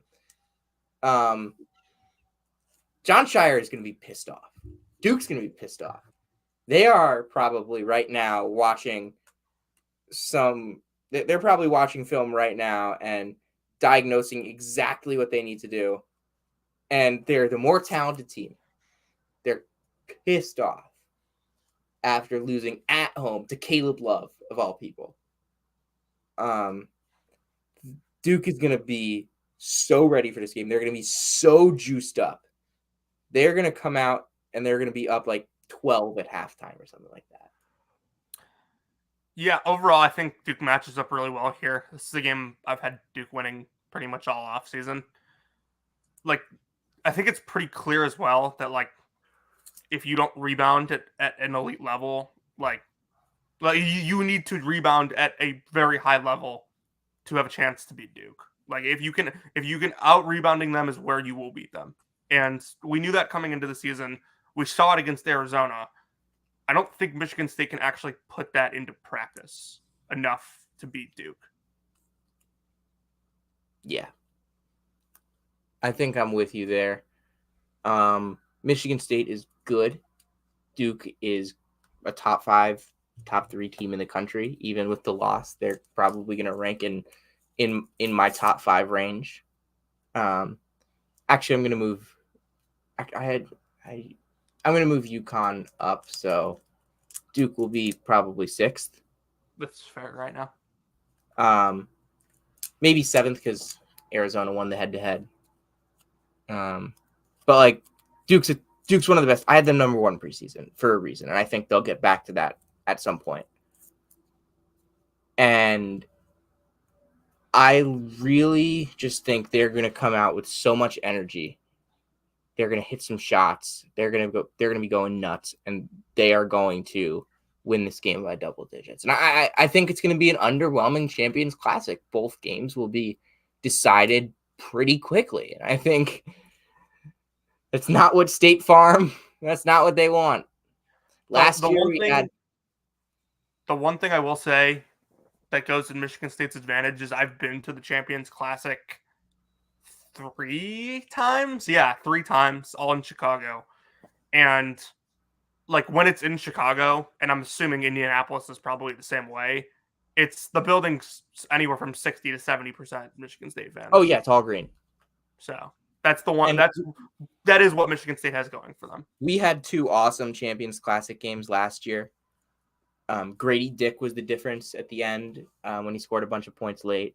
and then whatever the hell that game was between Michigan State and Kentucky.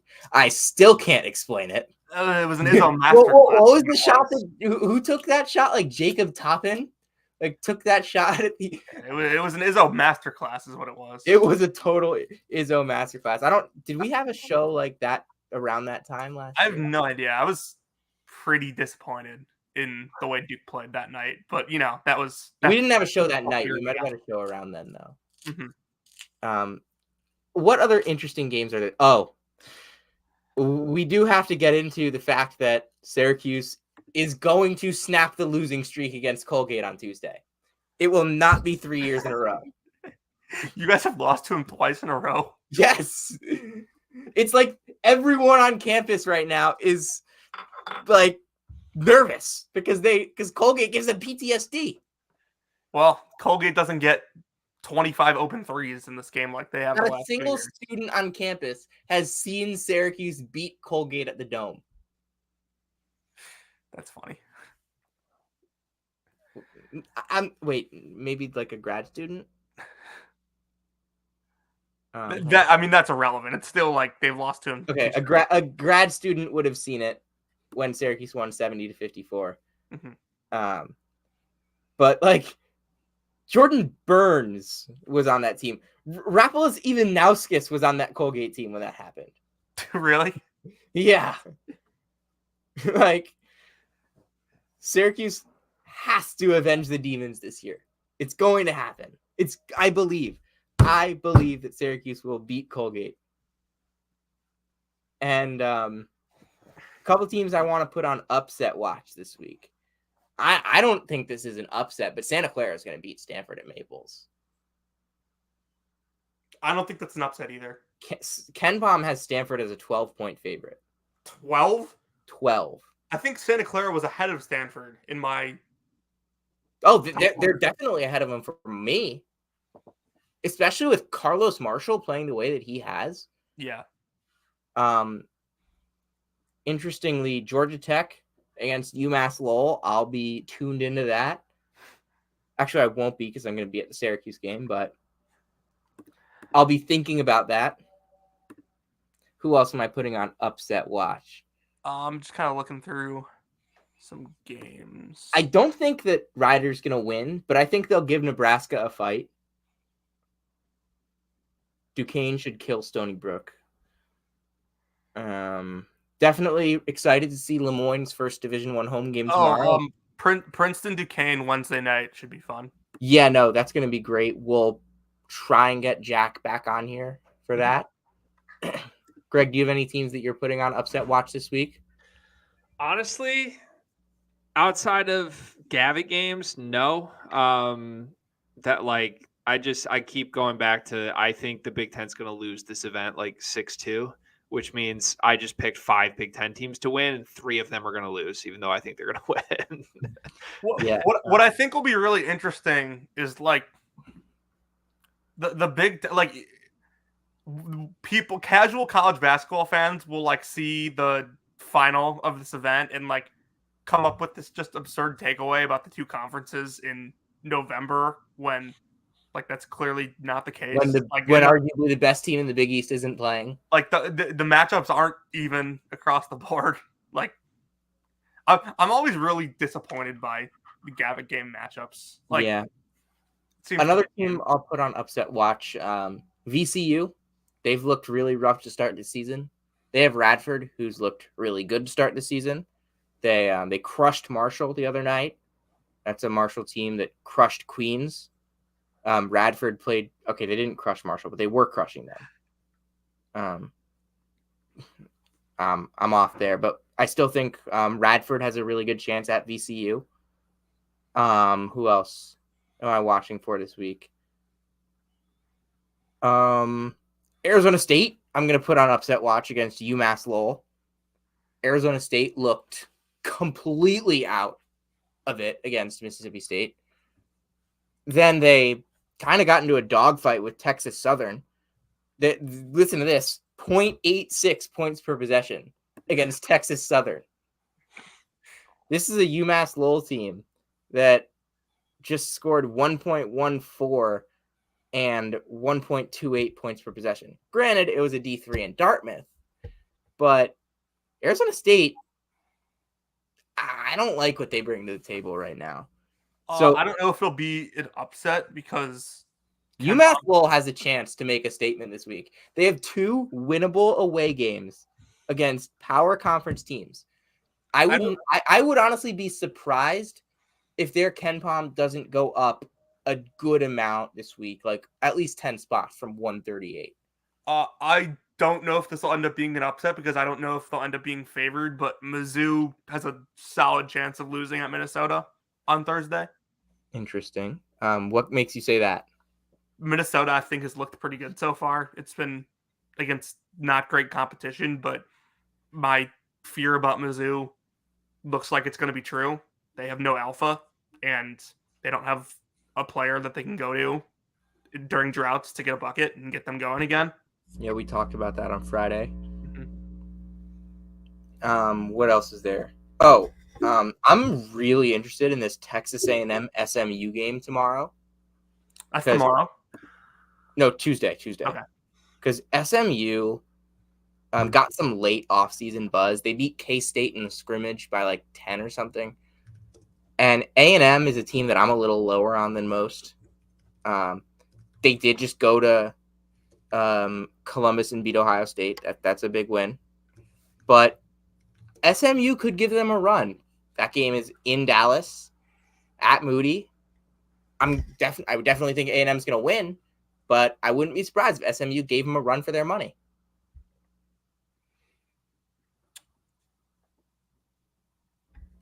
Yeah, I think that's game. Yeah, you got what else you got?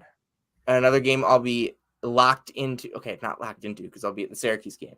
But another game I'll be thinking about Tuesday night, Hofstra and GW. GW with a impressive offensive performance so far this season. They are the fastest playing team in the country. Hofstra is another team that plays pretty fast. I know they just lost to Princeton, but when Hofstra runs, they run well. They have great shooters. Tyler Thomas is a shooter. Bryce Washington is a shooter. They've got great scorers. They got great. They're just really talented offensively. GW is also really talented offensively. 83-82 is the KenPom projection. The number is going to be really high, and whatever it is, I think it's going to be a high number in that game. I like the over. Yeah, I mean the over might be we might have like a 165 line there. That could be a tough one to take the over on, but I wouldn't be surprised if it hits. 100%. Sam, we got anything else or? Yeah, there's a bunch of other games that are interesting because this is college basketball. Like what was the line that you said, Jonathan? If you want, in college basketball, if you want a good game, you can find one. Yep, you just have to know where to look. Mm-hmm. Today, no high major versus high major games, but a whole bunch of really good basketball games if you knew where to look, because college basketball is the greatest sport in the world. There's nothing that matches it. You can find a game between two teams that are picked in the 300s, and it can be really entertaining. Heck, I found that today. Maine is like 280. Merrimack's in the 300s. They played an awesome basketball game. Bud Clark. You knew I was going to get this in, Jonathan. You knew I was going to get a Bud Clark shout out in tonight. The Philly kid, West Catholic, 5'10", 155. I wrote about him in the Mid-Major Madness preview, saying he was the X Factor. Jordan Durkak goes down in the first half today for Merrimack. And Bud Clark, 17 of his 19 in the second half. The Warriors go to Orono, beat Maine. Kellen Tynes was shut down by the zone, but he still had 5 steals. What a game. That was so fun to watch. Greg, I apologize for my co-host trying to become Sean Paul 2.0. It's okay. I respect the passion. He's certainly right. College basketball is the best. Greg, you have anything else to say before you head out? I don't. I appreciate you guys having me. This is fun. You guys are one of the best shows in the sport right now. So the more I can do this, I would love to, and going to be a fan of you guys all year. Kudos. All right, and we'll definitely get you on at some point after a Michigan game or at some point for another full show. I'm really excited to see that. And I mean, you guys do great work over at Sleepers. We had Carter on for the Michigan State preview. We'll definitely get him on maybe on Tuesday after the Champions Classic, depending on how that goes. Yeah, you know what? If I could request, I'd love to come back on after a Michigan State loss, if I could. Okay. Let me know when. We could bring both you guys on for sure. Ooh, Carter loves surprises, actually. So just book him and then hit me up on the side. Yeah, we were thinking about doing that with another tandem on the app. Love it. One of these days we'll definitely do that with our friends Tony and Eric. But we will definitely get you and Carter on at the same time at some point, as long as he doesn't see this. He probably will see it, to be honest. He watches everything. So I know he hit us with a retweet early in the show. Shout out to Carter Elliott. Yeah, shout out Carter. Would be a better matchup for Terrence Shannon Jr. than anything that Marquette has. Honestly, true. They're the same size. Yeah, that was what I was going at. All right. See you, Greg. Bye, guys. All right. Now, for more mid-major blabbering, yeah, come to the right this is where you shine. This is where I shine. Also, by the way, the Division II season has started. I'm not going to be getting into that, but Northern Michigan lost today, and I was expecting them to be really good. They have a kid named Max Weisbrod that I'm watching out for. Was really good as a freshman, can shoot the three, can pass. Just keep an eye on the name Max Weisbrod. Clip this and bring it back in March when he's like averaging 17 and 7, and gonna be a big pickup in the portal. I don't know. Tyler Harris. I'm setting the under at over. I'm setting the over under at 27 and a half days until a Twitter account pops up called Celtics Draft Talk. No, I'm doing it on this account. I need all my money. If you want me to, I'll pull up the Valley stuff for this week and go ahead, please. But I have some mid-major freshmen to talk about. Yes, of course. Tyler Harris, 22 and 12 today. That's my man over at Portland, 6'8" guard/wing with some physicality, can shoot the three. He's shooting 73% inside the arc and 40% beyond the arc in the 2 Division I games that he's played. He is right now Portland's best player, and that's a team that returned Tyler Robertson. Yeah. By the way, I know you probably have the box score up. Washington about to get picked off by Nevada. Yes, 28 points for Keenan Blackshear. Very impressed there by the Wolfpack. Mike Hopkins is back. Like they didn't like. That is former future Syracuse head coach Mike Hopkins. Jared Lucas is 3 of 12 and 1 of 6 from 3 in this game, and Nevada's controlled it from start to finish. What else went on today that I want to discuss? That's former Elite 8 participant, Jared Lucas. Oh, there's a kid at Air Force that's been really good. Ethan Taylor, he's a junior. Played pretty well last year, but he's taken his game to a whole new level this year. Last 2 games for him, 26 points in both of them. 12 rebounds against LIU on Friday, had 4 rebounds today, 3 assists. He's hit 13 threes in 3 games this year, and he's shooting 38% on them. Ethan Taylor from Houston at Air Force. Noted. James Madison. Are they going to be in the top 25 tomorrow? No, but they'll be close. They will receive plenty of votes. They will receive votes for sure. Victor Lakin had 26 and 11 today for Cincinnati. That is a guy that really broke out last year for the Bearcats in the American. He's going to be a solid piece in the Big 12.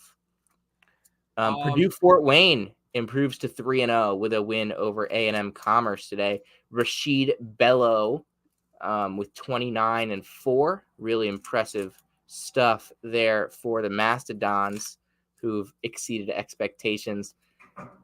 Deshaun Thomas, by the way, for for Montana, the former Colorado State player, had a big game today in Montana's win over UC Davis. Mhm. That is now UC Davis, who beat Pepperdine by 1 after coming back with Jim Les at the helm and Eli Pepper over there. What else did I notice this weekend?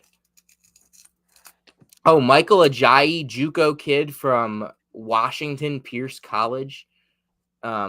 18 points, 14 rebounds on Thursday against UC Davis. 27 points, 11 rebounds today against Lafayette. Been really good for Pepperdine. By the way, I go on real quick actually because I want to make sure I get this right before I say this. Charles Thompson had 14 and 10 today for Towson, who had 4 players in double figures in a win over Robert Morris. That game was closer than it should have been. Shout out to Justice Williams, who was good for Robert Morris. I definitely was surprised there. And Grand Canyon is the greatest show on hardwood right now. 89-55 winners over Northern Arizona. Sidney Curry had 17. Ray Harrison only needed 12. Colin Moore had 12, was Ken Pom game MVP, had a half-court shot at halftime buzzer. It was awesome. Ray Harrison, Ty Grant Foster had a transition 3 after a massive block by Curry. Grand Canyon is one of the most exciting teams in the country. Blew out Northern Arizona after starting down 10-1. From that point forward, 88-45. They blew them out. Mm-hmm. So, I do have the story right, and I do want to share it. So, you watched the UC Davis game Friday, right? Yes. So, the kid who was making all the plays for them at the end of the game, Ty Johnson. Yeah. He's going to be a really good player this year for UC Davis.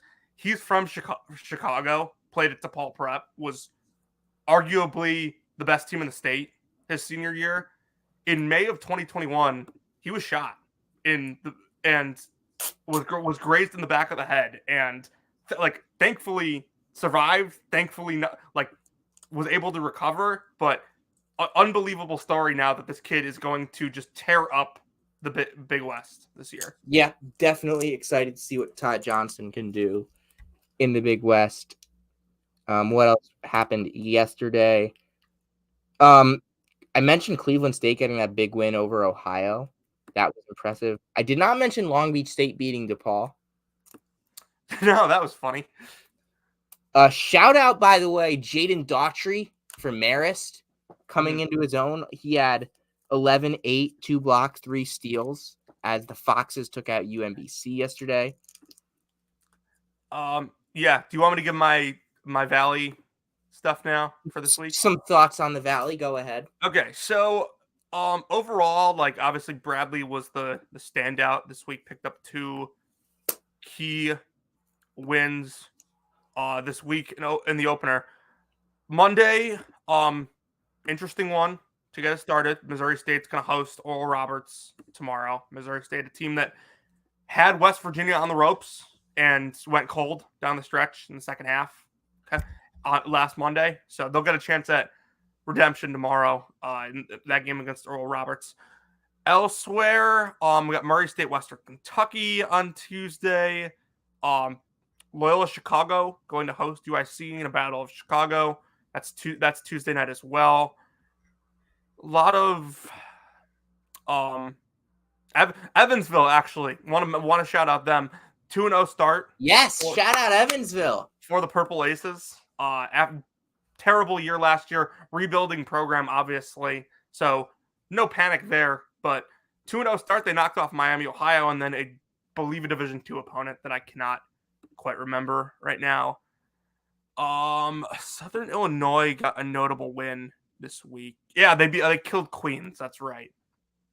Yeah, they killed him.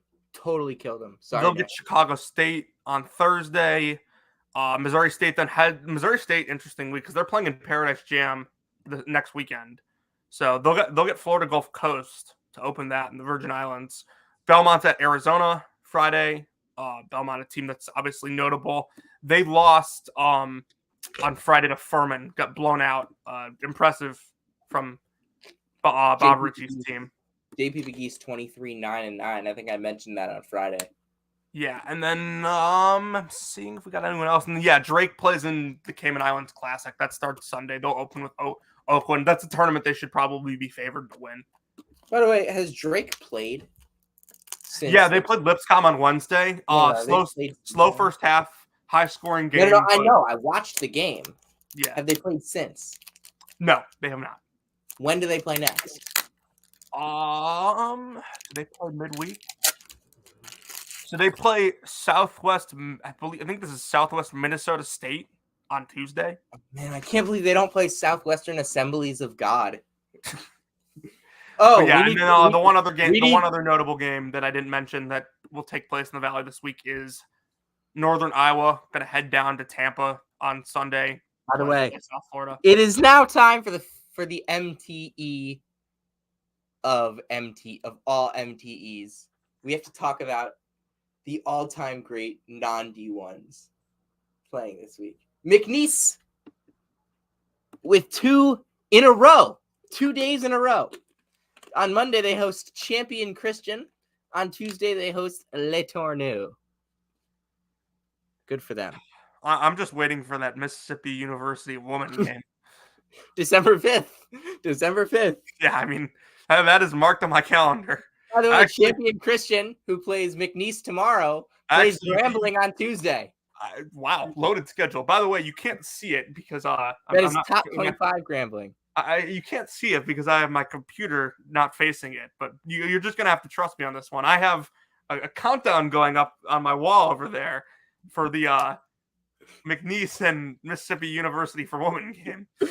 It's a countdown on my wall. I rip off a piece of paper every day. My computer's not facing it, so you're just going to have to post that and tag our friend Tony Patelis. Of course. Maybe I should buy maybe I should buy a whiteboard for my kitchen and just hang it up. The University of Science and Art at Texas A&M Commerce on Wednesday.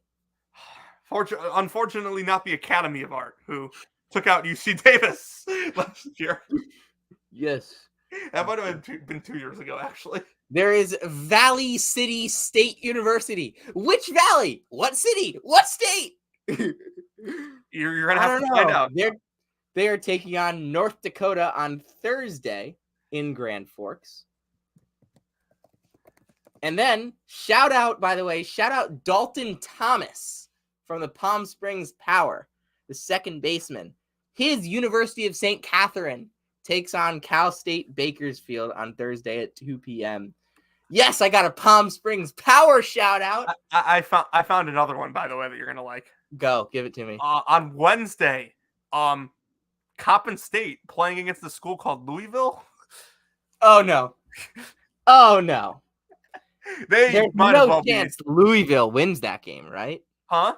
There's no chance that Louisville team wins that game, right? If Louisville does win that game, it'll be their first time with a winning record since since January 19th of 2022. No, since last week.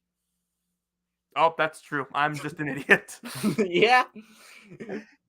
We're not done yet, by the way. This has been going on for too long. This is the best part of the show. We cover 362 and apparently more because we're talking about on Friday. Cal State and Northridge, who, by the way, watch out for Brian Njongda, the freshman. They take on Life Pacific, who played Southern Utah last week, and I watched that game.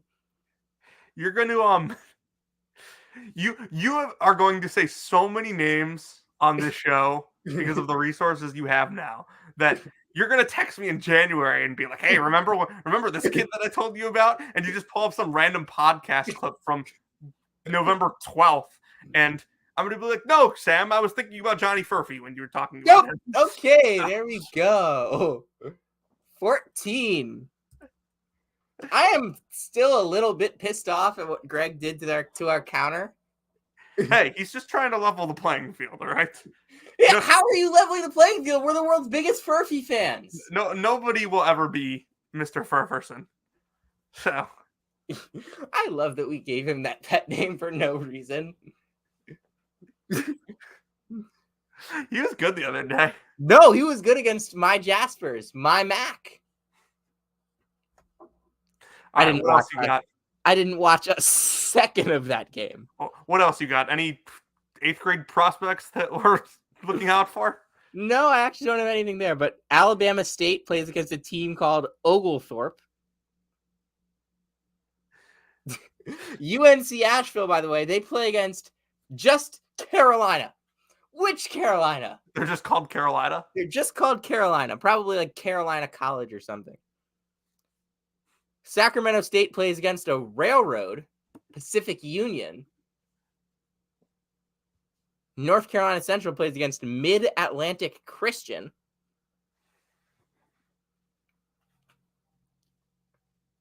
Gonzaga plays their annual game against Eastern Oregon. I think it's annual. I'm not sure. Maybe they should do a home and home. How would that go, by the way? Gonzaga home and home at Eastern Oregon. Probably exactly how you'd expect it to go. It was really funny, though, 103-35 Gonzaga. What did you say? 103-35. Yeah. 133-35, maybe. Yeah. What if Gonzaga played Portland Bible? What if Gonzaga played Portland Bible? By the way, when does Portland Bible play Portland State this year? I didn't realize that was an annual series. Is it not? I didn't think so. I hope it is.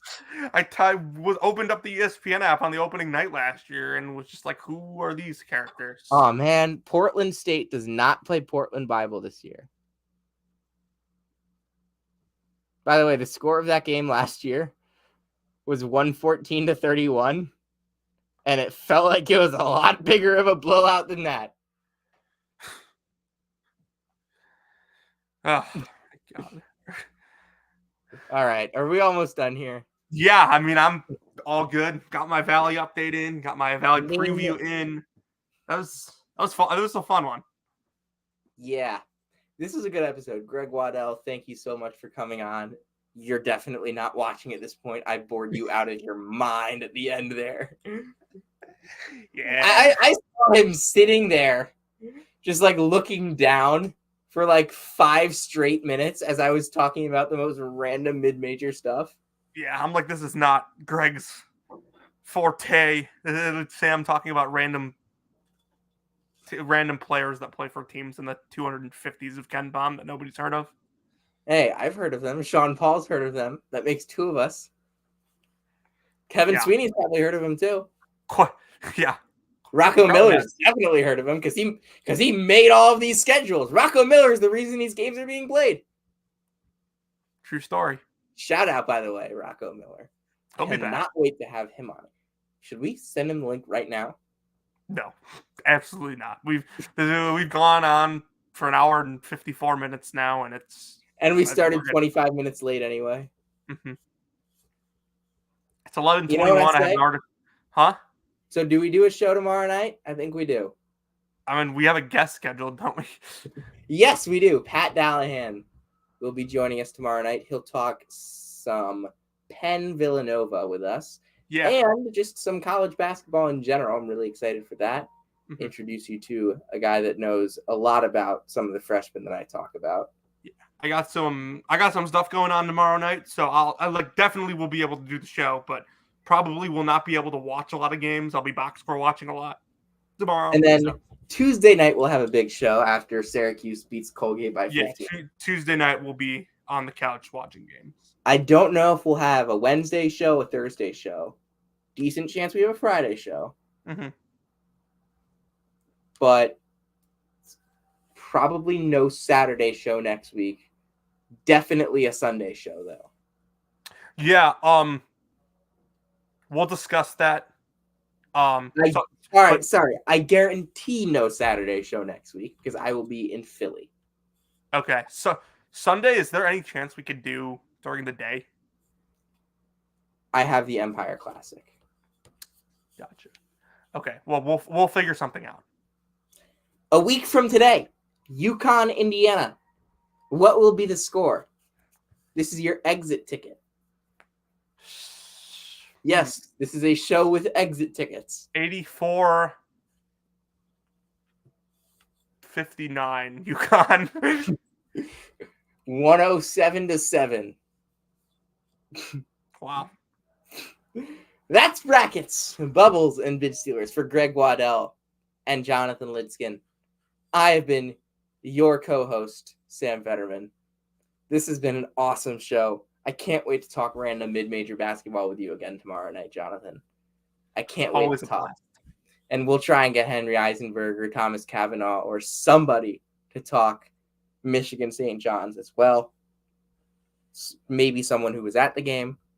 I might bring back Jaden on the phone from the New York subway going back to his home in Queens. Maybe we do it, maybe we don't. But that was Brackets, Bubbles, and Bid Stealers. This has been a great show. Almost 2 hours on a Sunday night with no high major basketball this weekend. No. Gotta love it.